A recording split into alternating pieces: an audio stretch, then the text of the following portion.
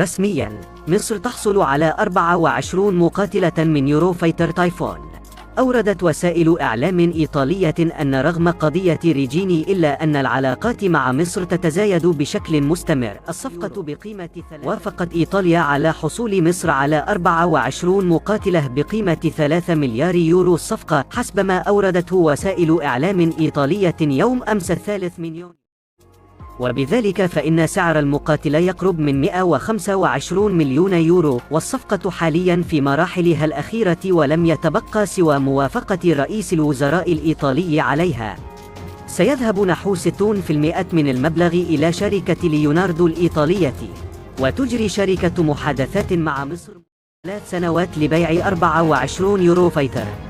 الجدير بالذكر أن إيطاليا كانت ترغب في بيع مقاتلات يوروفايتر تايفون لمصر بسعر 200 مليون يورو، ولكن بفضل براعة المفاوض المصري ستحصل مصر على المقاتلة بسعر 125 مليون يورو.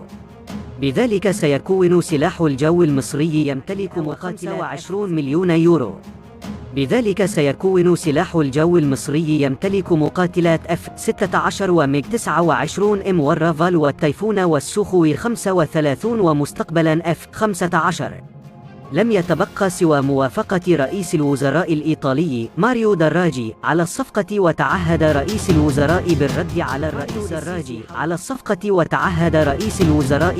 على الرئيس السيسي حول الصفقة خلال أيام.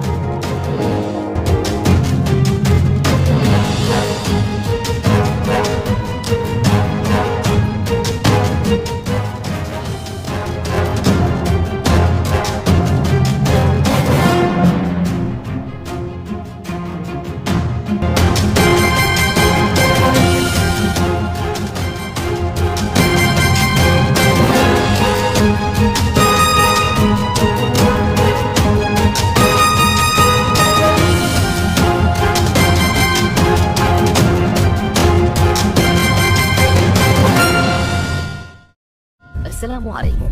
لا تنسوا الاعجاب بالفيديو والاشتراك في القناة تشجيعا لنا لنستمر بنشر المزيد إن شاء الله.